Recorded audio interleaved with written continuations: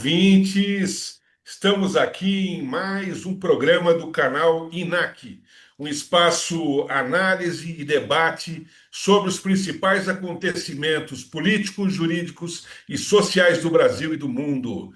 Hoje, para nos ajudar a entender o impacto de cada um desses assuntos, temos convidados de peso. Comigo, doutora Rebeca Robert, advogada, sócia da Arantes Robert Sociedade de Advogados, com sedes em São Paulo, Tel Aviv e Lisboa, e da GPC Consulting.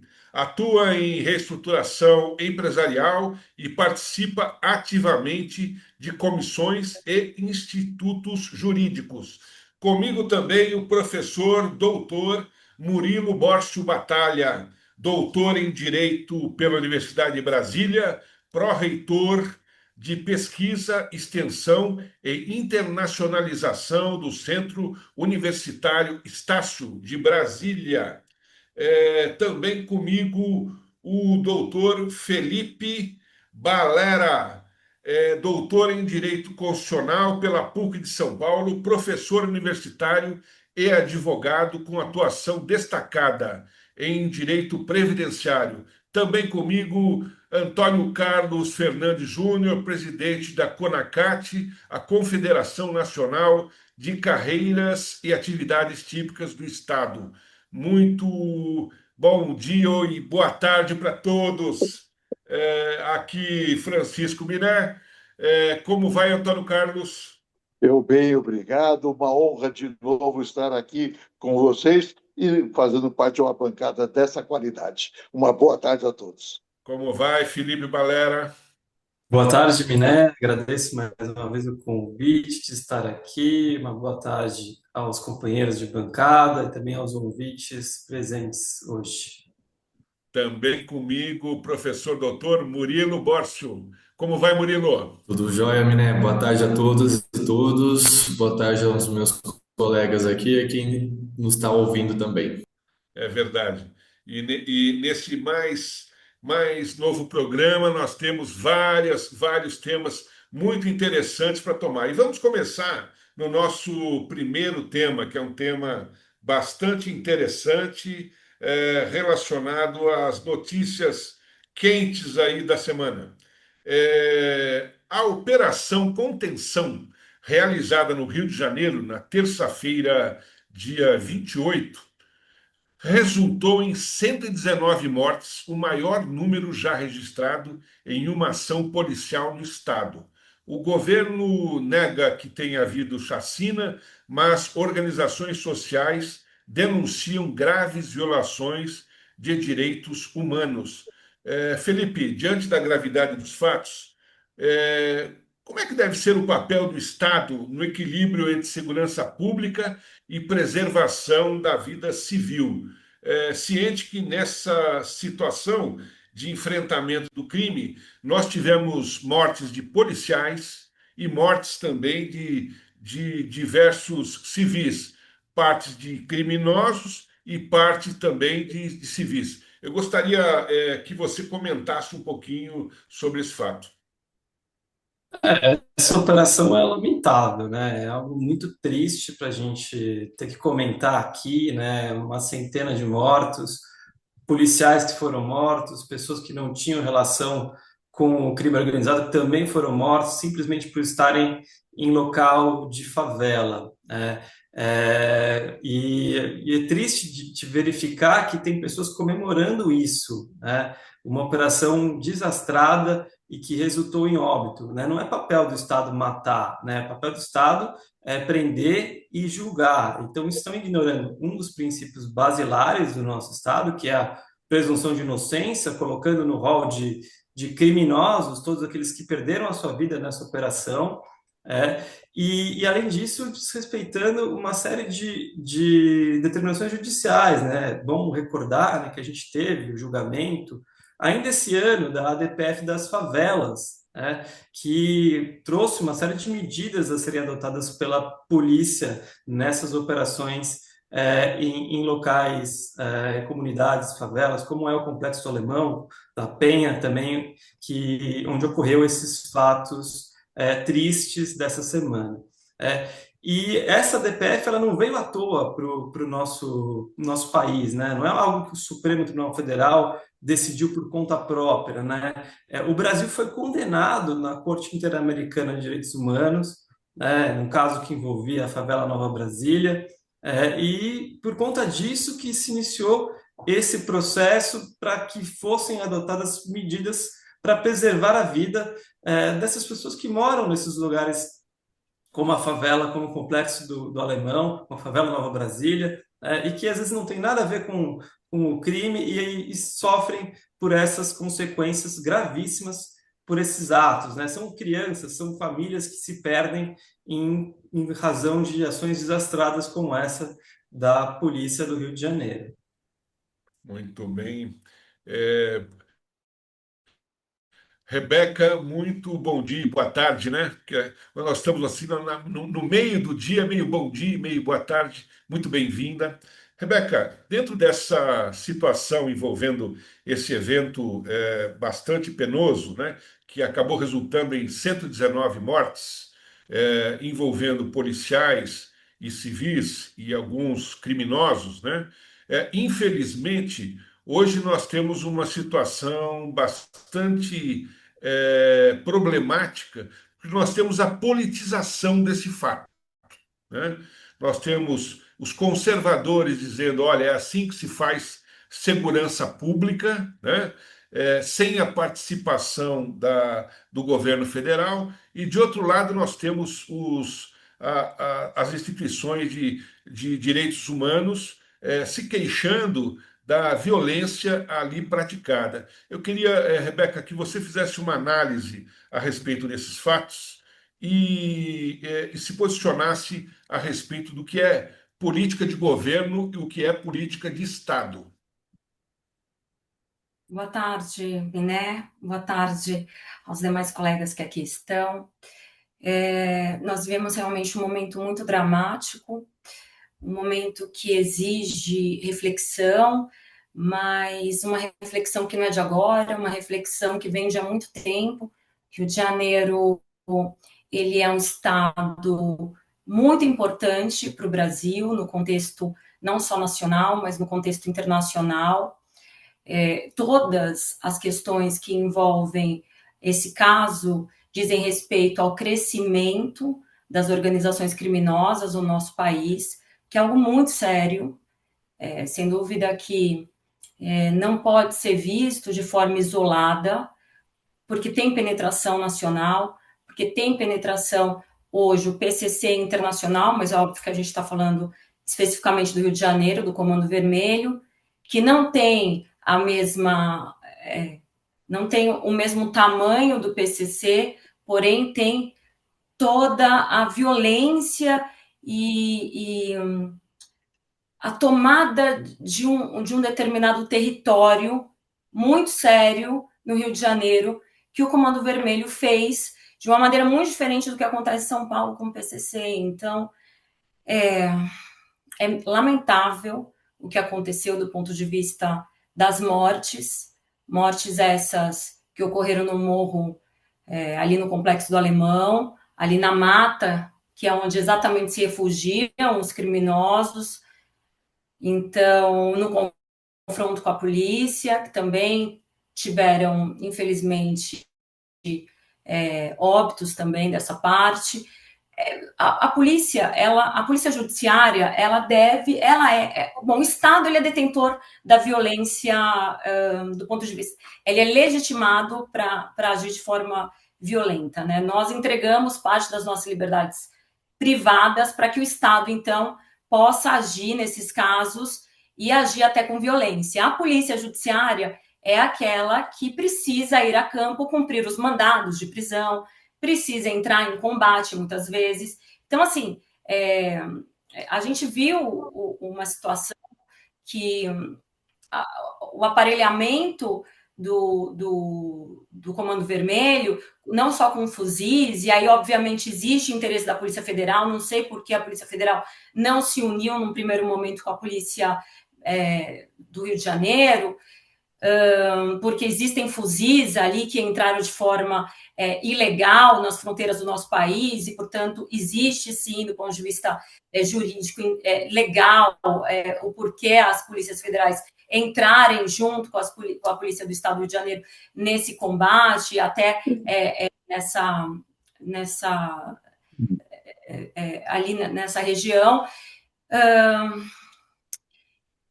E a gente vê os criminosos se utilizando de drones para atacarem a polícia. E a gente sabe que a Taurus já tem drones que fazem, ao você identificar o criminoso,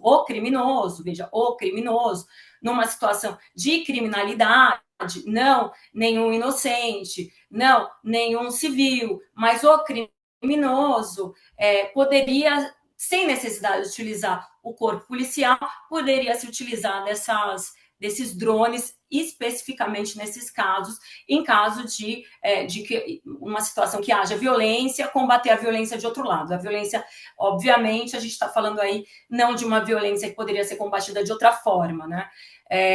Óbvio que a polícia entrou para cumprir os mandados de prisão, não mandados de homicídio. Não existe no nosso país a pena de morte, e ainda assim a pena de morte teria que ser passada por um processo judicial diferente do que ocorreu ali. Agora, a gente precisa entender que ninguém hoje entra no Complexo do Alemão. Eu não sei se alguém aqui já teve oportunidade de tentar entrar no Complexo do Alemão. Há um tempo atrás, eu tive a oportunidade de chegar próxima a entrar no Complexo do Alemão. É algo que hoje nem os jornalistas mais querem entrar no Complexo do Alemão. Não é simples entrar no Complexo do Alemão. Ali está tomado realmente por uma organização criminosa. Quem defender a organização criminosa, ou quem defender alguma situação ali que não exige um combate direto, e a gente precisa também ficar preocupado com isso, porque hoje a gente sabe que a organização criminosa ela também tem seus tentáculos na política, a gente precisa ficar atento com relação a isso. Não é algo simples, o mundo inteiro está de olho, existe uma questão econômica envolvendo o Rio de Janeiro. O Rio de Janeiro, de 100 pessoas que visitam o Brasil, 47% das pessoas elas vão para o Rio de Janeiro. Então, existe, do ponto de vista econômico, uma importância muito grande no nosso estado, aqui um dos mais importantes, que é o Rio de Janeiro. O segundo estado,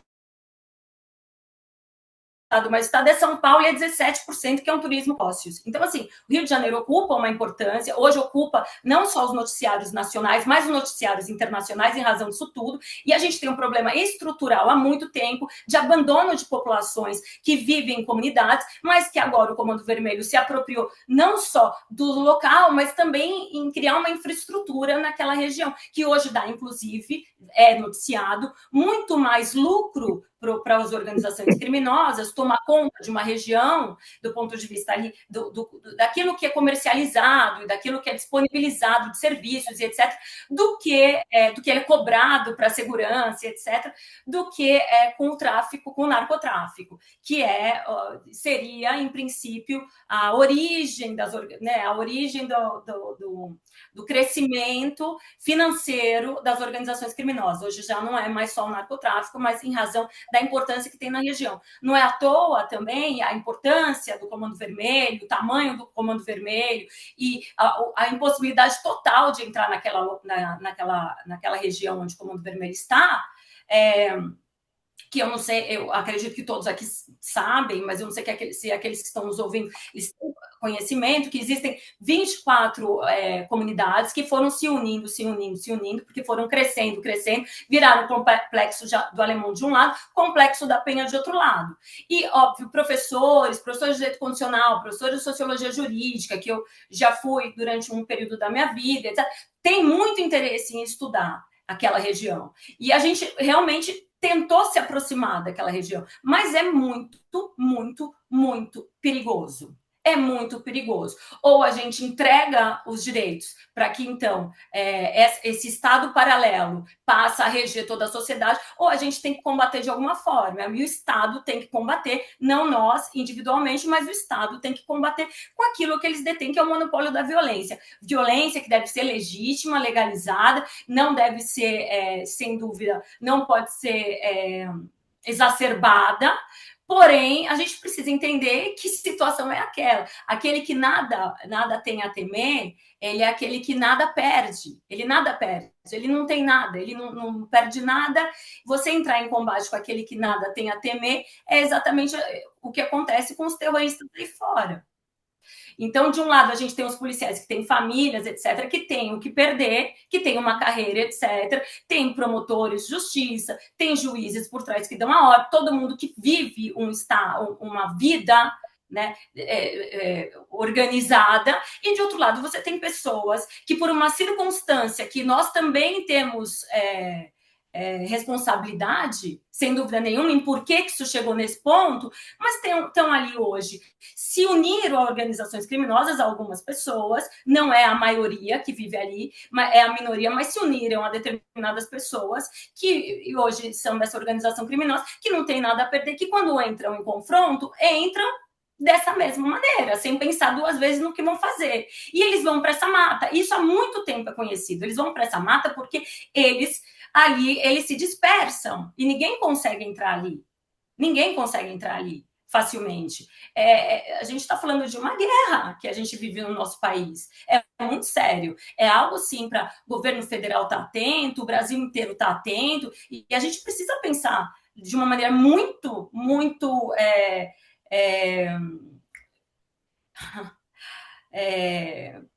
a gente precisa pôr os pés no chão, porque como burocratas, muitas vezes, a gente tem dificuldades do que acontece, sabe, embaixo dos nossos olhos, de entender. Agora, então, assim, é complexo a situação, a gente não pode estar de acordo com exacerbações, mas a gente tem que entender o que acontece no campo de batalha, e agora tem que apurar quem são esses mortos e a forma como foram realizadas, ocorreu essa letalidade toda, e se houve abusos tem que ser combatidos, mas a gente precisa antes entender que aquela forma de colocar os corpos já é algo que os terroristas fazem no mundo inteiro para sensibilizar e tudo mais, opinião, enquanto eles mexem com essa opinião pública que precisa. Olha, o PSOL não está com uma fala, um ou outro do PSOL é que falou contrariamente àquilo que aconteceu no Rio de Janeiro. O presidente Lula emitiu uma nota de forma a dar importância para a segurança pública e até a atitude do governador. Então, vai ser uma pauta, sem dúvida nenhuma, às vésperas das eleições do ano que vem, a segurança pública vai vir à tona e é muito complicado emitir uma opinião ali que não diz respeito ao combate às organizações criminosas. Muito bem, Rebeca, você lembrou muitas coisas importantes relacionadas ao tema. Murilo, ainda dentro do que a Rebeca repercutiu a respeito da questão de que esses espaços ocupados pelo crime organizado são espaços que o Estado não entra, que o Estado não comanda. E esse é um problema crônico, histórico relacionado a isso, né? Essas comunidades elas surgiram já de um abandono de muitos e muitos anos. E a falta de assistência, a falta de ocupação por parte do Estado desses locais acabam sendo substituídos por ações diretas do crime organizado, que é o administrador lá, quem fornece o gás, quem fornece a saúde, quem administra lá a eletricidade, entre outras coisas mais muito importantes. Murilo, eu queria que você também repercutisse um pouco sobre isso, sobre a necessidade de uma política de segurança pública viável, né? Ciente de que nós estamos vivendo uma guerra, sim, uma guerra inclusive com exemplos diretos, né? Drones de criminosos alvejando policiais, algo muito grave. Isso, Miné. Acho que temos um ponto aqui, né, que é essa questão da presença do Estado, né? Então, aí isso envolve o modelo de governança do Estado que a gente pode retomar aí para quem gosta de estudar essa parte histórica, essa parte institucional, que envolve também ciência política, teoria do Estado, né, a possibilidade de políticas públicas de Estado fazer, seja o mínimo, um viés mais neoliberal, seja aí estando mais presente, né, num viés mais social. Então, hoje a gente tem aí um modelo de Estado em que nossa Constituição adota um viés mais eclético, digamos assim, em termos de doutrinas aí, liberal e social nesse sentido, e a necessidade de políticas públicas relacionadas ao tema. Está no debate, né? Voltou ao debate a questão de uma PEC referente à segurança pública, de criar e de estruturar um sistema único aí de segurança pública, que a gente vai ver aí nos próximos dias, né, nas próximas semanas, né, e como a doutora Rebeca comentou, vai pautar também as eleições do ano que vem, então esse é um ponto que a gente pode ficar atento e atento em relação a isso. Uma outra questão, nesse enfrentamento, nessa criação de uma segurança pública, né, muitos estudiosos aí de segurança pública apontaram diante desses fatos que a gente observou, a necessidade de enfrentar o crime organizado, seja ele envolvendo milícia, seja ele envolvendo tráfico, né, diversos ramos ou braços do crime organizado a partir de ações de inteligência. E essas ações de inteligência, né, estruturando a polícia, estruturando aí todo o aparato de inteligência do Estado nesse sentido, para um sufocamento econômico, né? Então, muitos estudiosos nesse caso dão atenção no sufocamento econômico da criminalidade organizada, né? Então, verificar de onde estão recebendo recursos financeiros que alimentam todo esse esquema e atuar nessa questão financeira, de alimentação financeira desse crime organizado, né? Então, acho que é um ponto interessante para a gente colocar atenção agora, nas eleições também, mas agora, nesse momento, né? Abriu uma janela de oportunidade, como a gente fala aí na teoria de política pública, abriu janela de oportunidade diante do contexto político, diante do contexto social, de a gente retomar esse debate. E agora o legislador está com a faca e o queijo na mão para desenvolver esse debate, né, retirar aí daquilo que estava parado, essa PEC, né, referente aí à segurança pública, ao mesmo tempo, né, a promover aí a atuação do Estado na investigação relacionado à alimentação financeira dessas organizações. Muito bem. Antônio Carlos, você que é o mais experiente de nós todos, né? Você já deve ter ouvido falar bastante dessas situações de chacinas, mortes aí, mortes em relação ao crime organizado, mortes de inocentes e, ao mesmo tempo, também mortes de policiais. Nós estamos vivendo uma politização, inclusive, da segurança pública, com críticas de conservadores e críticas da esquerda em geral. Então, como é que a gente pode interpretar tudo isso se os conservadores falam já estão estimando, né, que o crime organizado é o nosso terrorismo legalizado praticamente, né? O que se pode falar a respeito disso, de uma alteração legislativa eficiente que possa, de alguma maneira, prevenir essas situações e, ao mesmo tempo, onde nós possamos, de alguma forma, evitar a morte de pessoas inocentes e de policiais, bravos policiais, que perderam a vida nesse confronto. É um desafio e tanto, né, que o Brasil tem pela frente, todas as instituições e todas as autoridades. Quando a gente acompanha nos noticiários, né, posicionamentos contrários ao que aconteceu, dizendo que tem que se atacar na cúpula do crime organizado. Quando você vai do outro lado, fala assim, não, nós temos que atacar. Não são coisas excludentes. tem que se atacar essa questão do crime organizado de cima a baixo. Tá?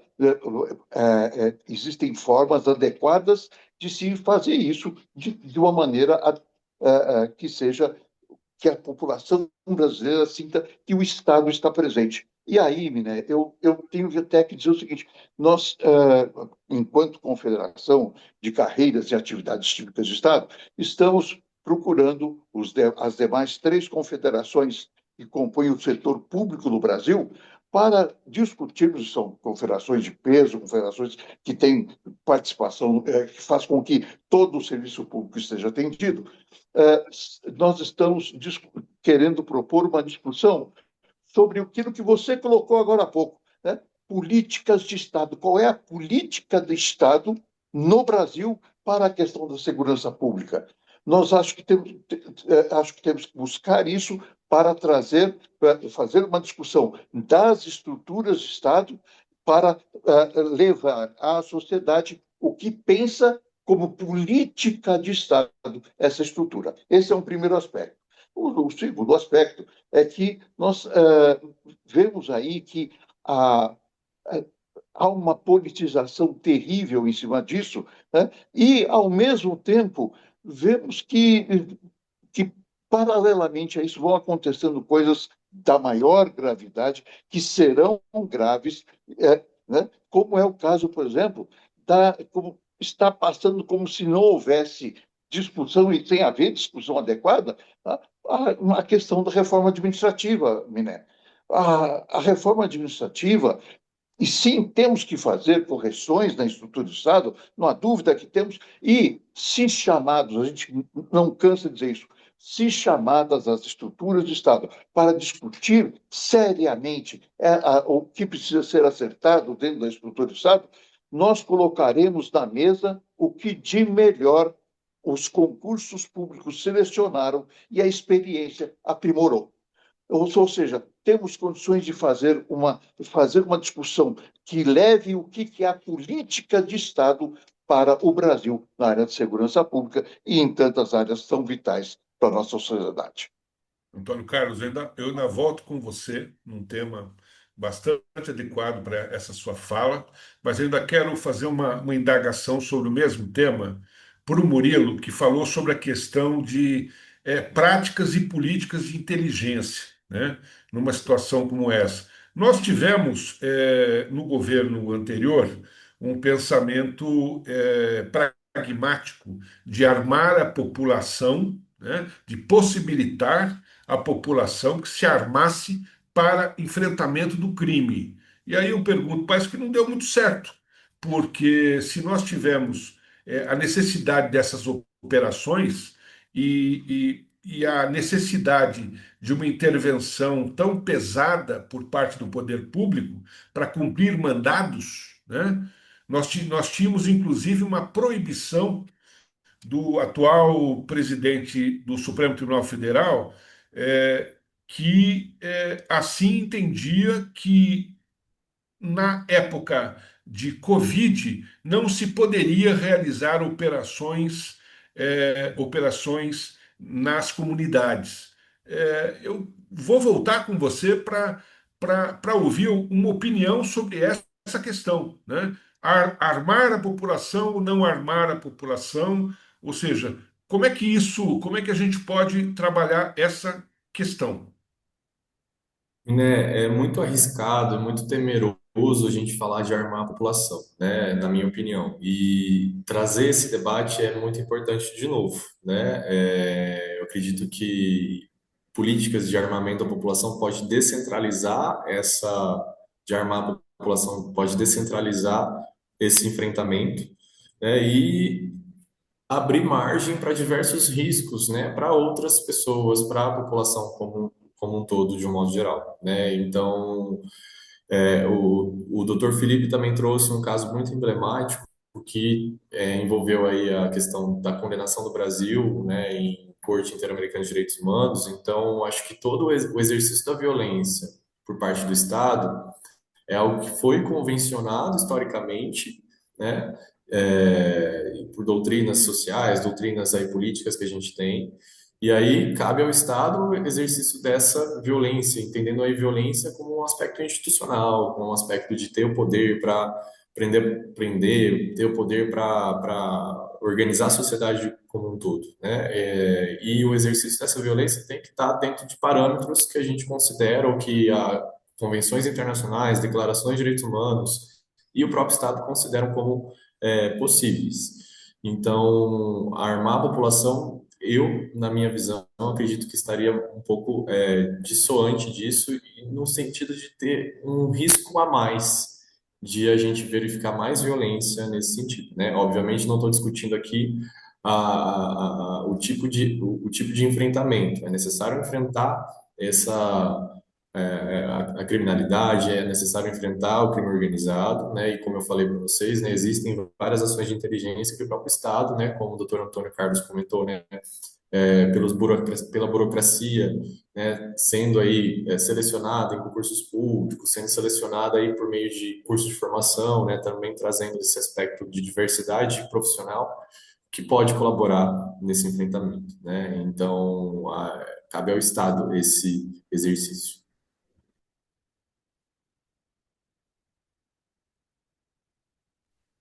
Mineta, mudo o microfone. Vamos continuar falando sobre o Supremo Tribunal Federal formou maioria para permitir a nomeação de parentes, para permitir a nomeação de parentes de políticos para cargos no executivo, desde que não haja indícios de fraude ou favorecimento. A decisão ela reacende o debate sobre moralidade administrativa e nepotismo. Os ministros do Supremo Tribunal Federal devem prosseguir ainda esta semana com o julgamento do recurso extraordinário 1133-118. Segundo a nota pública do Instituto Não Aceito Corrupção, permitir o nepotismo representa uma grave afronta à ética pública e aos princípios constitucionais da impessoalidade e da moralidade, que são pilares do Estado republicano. Antônio Carlos, essa decisão ela pode abrir espaço para interpretações mais políticas do que técnicas na ocupação de cargos públicos. De que forma se pode fazer um controle social e institucional para evitar que essa brecha comprometa a credibilidade na administração pública? E ainda aproveitando a sua experiência, Antônio Carlos, para que você diga o que a reforma administrativa proposta pelo legislativo tem relação com esses fatos, né? Se ela traz no seu bojo também controles relacionados à moralidade e à moralidade tão importante que previne atos de corrupção. Miné, e a todos que nos assistem e nos ouvem, é a pior relação possível. O que a reforma administrativa que está sendo gestada, ela produz uma facilitação do controle da estrutura de Estado pelos meios políticos, que nem sempre, e ao sabor, não estou nem julgando se são bons ou maus. Tem hora que tem bons políticos, tem hora que tem maus políticos, mas enfim, mas você passa a ter o controle do Estado sobre o aspecto político. E isso é de uma gravidade, amigos, que tem que ser levada à sociedade. Nós temos que fazer com que a sociedade perceba que, a título de críticas, que muitas delas são fundamentadas, tá? De críticas a algumas das coisas do Estado. Eu sou um admirador, eu vim da iniciativa privada, Miné, então eu aprendi a ser um admirador e crítico da estrutura do Estado. Nós temos a necessidade enorme, eu aprendi a ver o quanto a estrutura do Estado é importante para a sociedade, tá? Para o funcionamento, e sociedade e mercado, para ambos, para o funcionamento do tripé, dessa balança formada pela sociedade e mercado. Então, a decisão do STF, não tenho certeza se a ministra Carmen Lúcia, por exemplo, já concretizou o voto dela, mas li uma manifestação dela que diz que cumprir o princípio constitucional da impessoalidade é um desafio. E a esposa que vai para o Tribunal de Contas para aprovar ou não as contas do próprio marido, que foi titular no Executivo, isso é completamente contrário a tudo que está sendo colocado. Eu sou um defensor, todos aí que nos assistem, um defensor muito forte do concurso público, de colocar formas de acesso e de ascensão aos demais, mesmo as cortes superiores, tá? Os critérios de assunção de cargos nas cortes superiores têm que ser revistos. E a questão da influência política, embora eu tenha uma boa experiência e positiva até sobre isso, não cabe entrar nesse aspecto agora, graças a Deus, felizmente tivemos um bom momento sobre isso lá atrás, né, de uma indicação política, ainda que ligada a política como parente de político, mas muito bem sucedida. Mas eu quero dizer, os critérios têm que ser os mais rigorosos possível e o concurso público é fundamental em todas as esferas, em todas as escalas. Muito bem, eu vou aproveitar a presença da Rebeca e levantar o mesmo tema, porque um dos grandes problemas relacionados a essa questão é exatamente a chamada influência cruzada, né? Ou seja, eu como juiz tenho acesso a um assessor, muitas vezes quando no tribunal, né? E como eu não posso nomear o meu filho, eu faço uma troca com o meu colega, né? Que nomeará o meu filho e eu o filho dele, né? Esse tipo de coisa é de uma imoralidade absurda, né? Como é que nós podemos discutir uma questão como essa, né? Ciente de que o servidor público, por premissa, ele só pode fazer o que a lei manda, né? Como é que é admissível uma situação como essa e como é que é compatível o que o Antônio Carlos acabou falando, né? A possibilidade de ter ganhos com cargos de confiança ao invés de concursados, né? Gostaria que você repercutisse essa questão. Né, você tocou no assunto do nepotismo, né? O nepotismo formal e o não formal. O formal seria aquele nepotismo direto, que é a contratação direta do seu parente, e o não formal é exatamente esse que você colocou aqui, que é aquele nepotismo cruzado. Eu nomeio o seu parente, você nomeia o meu. Tudo bem? Tudo certo. Não, não tá tudo certo. Será que tá?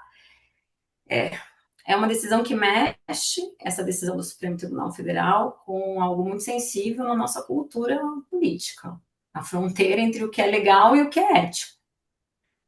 O fato do cargo ser político não dispensa o cuidado com a moralidade e a impessoalidade. Princípios da administração pública estão previstos na Constituição, inclusive. Não só, né, na lei, mas na própria Constituição. Nomear um parente pode até ser juridicamente possível, mas exige transparência, critérios técnicos, responsabilidade, não é? A decisão do Supremo não é um liberal geral. Bom lembrar disso, que ela reforça que o governante continua sujeito à análise ética, política e principalmente social. Como advogada, para mim isso é um lembrete, que o legal não é igual, ou melhor, não substitui a legitimidade. Então, o poder público não é uma extensão da vida privada, né? Antônio Carlos aqui deixou claro isso também, inclusive se lembrou de que veio da vida privada e veio como crítico, entendendo exatamente que são como que deve ser vista a administração pública ou aqueles que compõem a administração pública, que exige, sem dúvida, que esses critérios eles são muito mais criteriosos no seu julgamento daqueles que exercem um cargo público do que quem está na esfera privada, é diferente. É o critério da estrita legalidade que rege os atos da administração pública. Mas ainda assim, não substitui a legitimidade.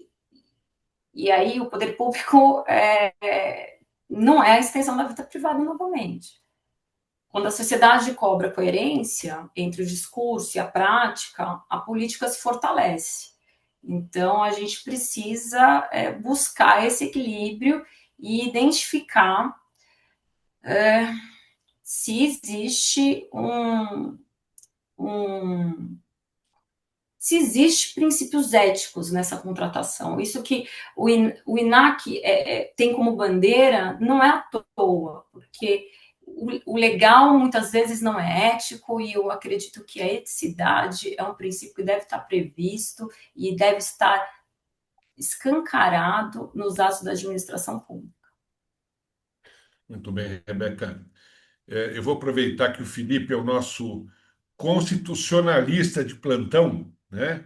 E nós falamos muito aqui em princípios, né? Princípios constitucionais. Eu queria aproveitar a presença do Felipe para o Felipe explicar para todos nós, né? Qual a importância do cumprimento desses princípios constitucionais e quais são esses princípios essenciais para que a administração pública possa se fazer presente da melhor maneira. Nesse caso, né, no nepotismo, o principal é o princípio da moralidade, né? É o princípio que exige, né, um comportamento moral por parte da administração pública, especialmente com relação à nomeação das pessoas que vão compor esses cargos de confiança, né, do agente público, né? E essa decisão que foi proferida pelo STF, ainda que não terminou, né? Está 6-1, ainda tem alguns votos para serem proferidos, mas já está consolidado o resultado. Ela vai nesse sentido de que é possível a nomeação para cargos políticos, né? Entendendo que esses cargos, às vezes, são cargos que podem ser exercidos por um parente, né, sem prejuízo do critério técnico, né? Os cargos em comissão, esses cargos, sim, dependeriam, seguiriam o entendimento geral do STF, né, que é a súmula vinculante 13, salvo engano, que definiu esse impedimento do nepotismo já há alguns anos, já há mais de uma década, nesse sentido. Então, esse é o princípio basilar para esse caso, né, é o princípio da moralidade, mas é evidente que a administração pública tem outros princípios, a transparência também, né, algo que se exige muito dos nossos administradores, né, que realmente atue, né, com base na eficiência, na transparência, para permitir um Estado justo, né, e digno. Eu só queria fazer um parênteses com relação ao outro tema, né, só para encerrar um ponto que eu acabei deixando uma lacuna, para comprovar o desastre dessa operação.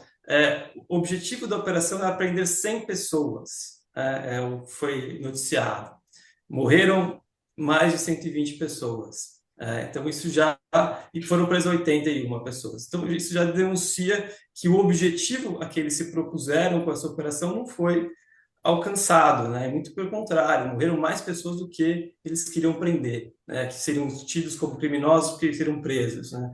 Só para finalizar esse ponto também. Muito bom, Felipe. Eu vou aproveitar.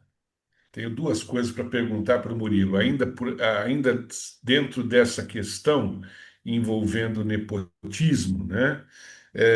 Talvez nós não estejamos diante da figura do nepotismo, mas existe muita crítica por parte das missões a que são autorizadas, né, pelo presidente Lula para a primeira-dama Janja, né? E aí eu faria a seguinte indagação, né?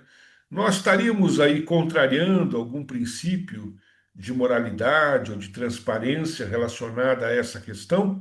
Ou, na verdade, a primeira-dama, ela simplesmente atua dentro da sua representação válida ou lícita? Interessante ponto, interessante debate, né, Miné? E é bem interessante a gente ter várias visões aqui, né, dos diversos assuntos, e esse a gente pode destacar a questão da, como os doutores e a doutora comentou, a questão da legalidade, né? Na esfera pública, a gente só pode fazer aquilo que está previsto em lei. E então, regulamentar a atuação, né, e autorizar a atuação de determinados comportamentos para também a primeira-dama também estaria na busca dessa legalidade, né, na busca dessa atuação da legalidade. Então, eu vejo, num primeiro momento, como uma espécie de adequação aos princípios da própria administração pública nesse sentido, né, e até mesmo se a gente verificar o histórico do Brasil, né, existe todo um simbolismo, existe todo uma figura, né, também nessa questão, né, de quem está acompanhando o presidente da República, né? Então, nesse primeiro momento, vejo como uma tentativa, né, e como uma vinculação a aspectos legais, né? E voltando a essa questão do nepotismo, né, e voltando lá para esse elemento, também além daqueles princípios que o Dr. Felipe, a doutora Rebeca comentaram, né, a questão da legalidade, destacaria da impessoalidade, né? Então, às vezes, muitos utilizam desses cargos, dessas nomeações, né, para indicarem pessoas conhecidas, para que depois, né, se a gente vincular a corrupção, que essas pessoas que têm confiança, eles possam direcionar licitações, direcionar alguns outros cargos, inclusive, direcionar alguns procedimentos para favorecer algumas pessoas, para favorecerem comportamentos, para favorecerem questões aí de corrupção, inclusive, né? Então, acho que a gente pode destacar a questão da impessoalidade também como um elemento importante nesse debate do nepotismo, né? E óbvio, né, no regime democrático a transparência precisa acontecer. Então, tanto a legalidade quanto a transparência, moralidade, né, impessoalidade, tudo isso estaria vinculado para que o Estado seja eficiente, né? Então, aí, doutor Antônio Carlos trazendo aqui a visão, né, da eficiência do Estado, eu acho que é bem importante, porque essas ações que a gente verifica, pela tradição que a gente observa, né, minam essa eficiência do Estado. Então, minam aí, dá mais gasto, né, dissolve o dinheiro público em outras questões que poderiam estar sendo otimizados também. Muito bem, eu vou continuar com você, Murilo, num tema quentíssimo, né? O presidente Lula se reuniu com Donald Trump no domingo, dia 26, em Kuala Lumpur, na Malásia, dando início às negociações para reverter as tarifas de 50% impostas pelos Estados Unidos a produtos brasileiros. Esse encontro foi marcado por elogios de ambas as partes, né? Inclusive o presidente Trump dizendo que achou o presidente Lula muito vigoroso, né? Achei muito interessante esse elogio, que é ser vigoroso. Esse encontro, 2 dias após esse encontro, nós tivemos o Senado americano aprovando por 52-48 o bloqueio da maior parte dessas tarifas que são consideradas ilegais. O efeito dessa aprovação não é imediato, porque depende da convalidação por parte da Câmara dos Deputados, cujos aliados de Trump barram a tramitação desses projetos. Murilo, o que esse encontro representa para as relações entre Brasil e Estados Unidos e quais seriam os possíveis desdobramentos econômicos e diplomáticos dessa aproximação? Ciente que nós tivemos a prática pelo deputado federal Eduardo Bolsonaro, né, de solicitação de intervenção dos Estados Unidos é, no julgamento do ex-presidente Jair Bolsonaro, inclusive com aplicação de sanções de natureza econômica, sem contar com sanções pessoais a ministros da nossa Suprema Corte. O que você pode afirmar dessa questão e dessa conversa? O que nós podemos aguardar a respeito disso? Vamos para a área internacional, então, né? Pessoal que está nos ouvindo, vamos aí, então, falar um pouquinho agora dos Estados Unidos e Brasil. Para a gente retomar isso, vamos lembrar, então, aquilo que o Miné estava comentando, né? Tudo começou aí numa perspectiva mais de cunho ideológico, em que houve o deputado Eduardo Bolsonaro vinculado aí a assessores do presidente Trump, né? Fazendo toda uma articulação relacionada à inserção de tarifas em relação a produtos brasileiros, né?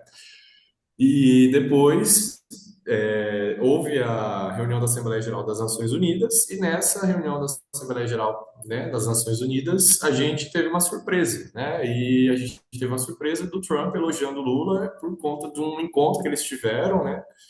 E aí, desde então, houve várias situações, digamos assim, inusitadas que a gente não esperava e que e por conta dessas relações, parece que o cenário alterou, né? Então, o primeiro ponto que a gente destaca aqui, o papel nas relações internacionais das lideranças políticas e do encontro, da pessoalidade, digamos assim, da subjetividade nesse cenário internacional de lideranças, né? Como a relação pessoal ela pode afetar, inclusive politicamente, na relação entre países, né? Então, acho que é o primeiro ponto para a gente destacar, né? Um outro ponto é em virtude dessas reuniões, né? Diante desse encontro das Nações Unidas, né? Houve uma abertura para que o Brasil pudesse, digamos, colocar as cartas na mesa, né? Abriu-se o diálogo com os Estados Unidos, com as autoridades dos Estados Unidos, a partir desse encontro presidente Lula e Trump. E houve esse encontro domingo, né? Esse encontro domingo lá na Malásia, no encontro aí numa cúpula das nações do Sudeste Asiático. E aí, a partir desse encontro, o que que a gente pode observar? O que que a gente pode esperar? Há um canal aberto de diálogo. A gente verificou declarações aí do presidente Lula de que não há restrições em termos de negociação, então o Trump está ciente, está aberto, digamos assim, para conversas, não necessariamente para fechamento de acordos, né? A gente espera que haja fechamento de acordos para redução das tarifas, principalmente as de 50% de produtos brasileiros. Mas há um canal aberto, primeira coisa que a gente pode observar. Segunda coisa que a gente pode observar é a argumentação do Brasil. Depois desse encontro, né, as lideranças aí relacionadas à esfera diplomática começaram a fazer um cronograma de negociações, né?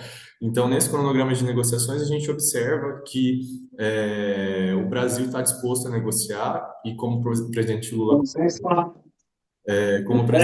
comentou, em relação a isso, não há restrições, inclusive podendo verificar a questão do álcool, do etanol, a questão de terras raras, né, dos minerais críticos importantes aí que os Estados Unidos têm interesse. Então, está tudo posto na mesa. Agora, a gente vai analisar como que vai se desdobrar isso, né? Então, acho que o principal elemento, canais abertos, negociações postas, né? Agora, a questão de chegar a um acordo é um outro ponto que vai depender aí do trabalho diplomático e também da decisão política, né, do presidente Trump também em aceitar ou não, né? Mas pelo que a gente observa, né, no comportamento do Trump, que ele, primeiramente, ele vai duro, digamos assim, né, em termos de aspectos fiscais, econômicos, para gerar essa movimentação, né? E essa movimentação está sendo gerada. Agora vamos ver aquilo que a equipe diplomática, né, a equipe vinculada ao Brasil e a eles vão colocar na mesa em termos de aquilo que pode negociar, aquilo que está disposto, né, nesse sentido. Essa votação que a gente teve no Senado foi bem emblemática, até mesmo porque 5 republicanos, né, 5 membros do Partido Republicano foram a favor dessa recomendação, então já sinaliza um aspecto de que nem todo mundo está considerando ou está se considerando satisfeito com essa política tarifária. E agora na Câmara pode ter um desafio, né? Vamos ver como que vai ser essa votação na Câmara, né? Porque também o Partido Republicano é a maioria na Câmara e agora a gente vai ver nesse sentido. Existem dispositivos aí para que líderes aí da Câmara barrem alguns assuntos, como é o caso da tarifa, mas é um elemento político essa votação de que, né, essa política tarifária não tem agradado até mesmo uma parte da base, ainda que mínima possível aí do presidente Trump. Muito bem, eu vou passar um pedacinho disso para a Rebeca. Rebeca, o nosso vigoroso presidente Lula, ele disse ao presidente Trump que tinha uma pauta extensa para ser discutida, né? E dentro dessa pauta extensa, certamente o presidente Trump também teria outras pautas bastante extensas, falando sobre narcotraficantes, sobre combate ao tráfico de drogas, entre outras questões, mas nada foi falado a respeito de políticas de combate à corrupção. Rebeca, será que a corrupção anda meio em baixa por parte aí das políticas públicas de Brasil e Estados Unidos? O elogio do Trump, chamando Lula de vigoroso, ele soa mais como cortesia política do que entusiasmo pessoal. O que realmente importa é o conteúdo dessas conversas, as tarifas, o comércio, a tecnologia, a energia. Agora, de fato, corrupção não foi tema e ainda bem, né? Se a gente pensar, ainda bem, porque acho que eu acho que eles iam ter que ter muito tempo e o mandato de ambos não ia ser suficiente para debater esse tema e chegar a uma conclusão eficiente. Agora, o que a gente tem que buscar em primeiro lugar, sem dúvida, é derrubar essa tarifa de 50%. Porque o Donald Trump já negociou com a China, já foi bem sucedida essa negociação, agora a gente está atrás, né? E eu espero que isso mude em breve. O desafio do Brasil é dialogar sem submeter, porque a gente tem um problema muito sério na nossa posição, nos BRICS+, a China se aproximando muito mais desses mais do que a gente, eu tive a oportunidade de conversar com algumas pessoas desses BRICS+, e até da China. A China está num outro patamar já, daquele plano que ela criou, econômico, há já tempo, e está replicando o seu plano econômico inicial nesses outros países que estão crescendo de forma vertiginosa, mas com um custo muito alto social, um custo muito alto, e para nós que estamos bem distantes de nos submeter a tudo aquilo que a China já fez no seu país e hoje os demais estão seguindo no mesmo caminho. Então, assim, fico feliz que o Brasil, nesse sentido, não tenha se submetido. Então, a mesma coisa espero nessa negociação com o Trump. Então, negociar com grandes potências, mantendo a própria agenda, a própria soberania, e aí tem a questão aí que foi falado do Eduardo Bolsonaro, etc. e tal. Bom, mantendo a soberania, eu acho que o presidente Lula sabe fazer isso com maestria, ele sabe lidar muito bem com essa questão. E eu acredito que precisa transformar a cordialidade em cooperação concreta.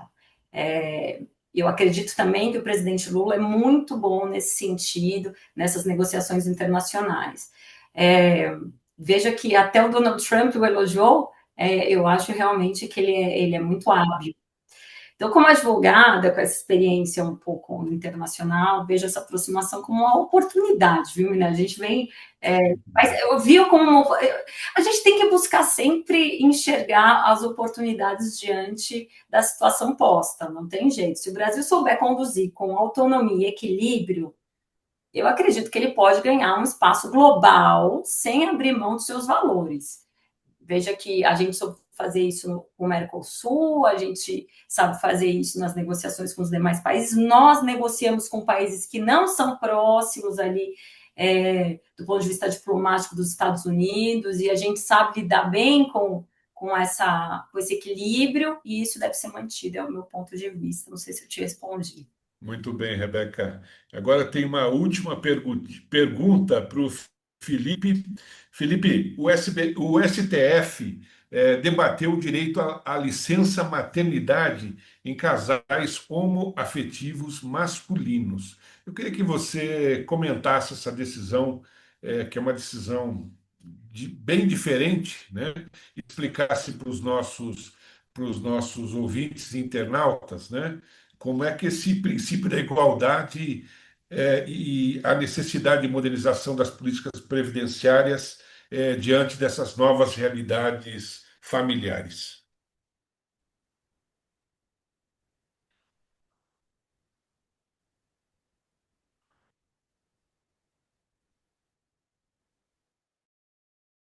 Eu acho que o Felipe não está conosco.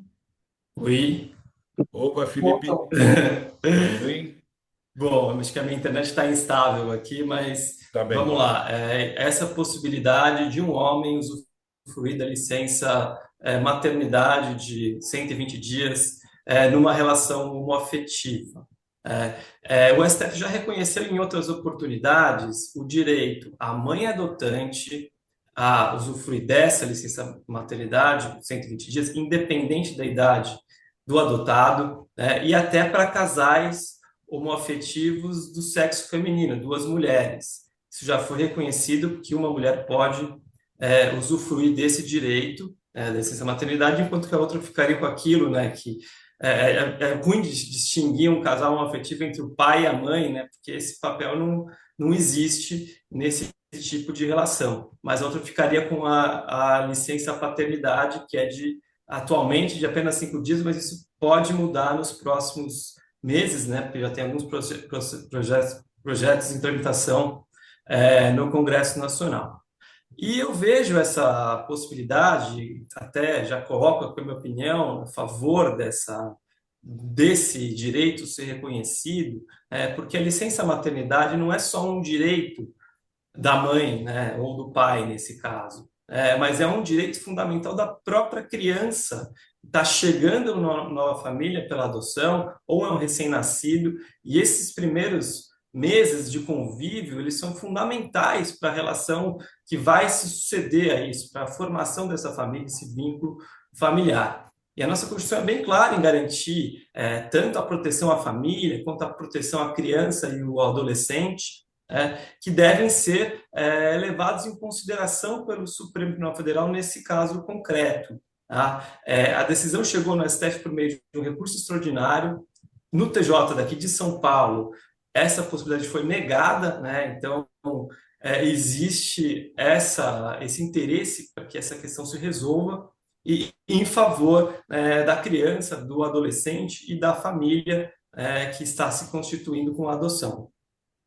Muito bem. E nós chegamos ao fim de mais uma edição do nosso canal INAC. Eu, Francisco Miné, agradeço a cada um dos nossos convidados. Rebeca, muito obrigado. Obrigado, Felipe Balera. Obrigado, Antônio Carlos. Obrigado, Murilo.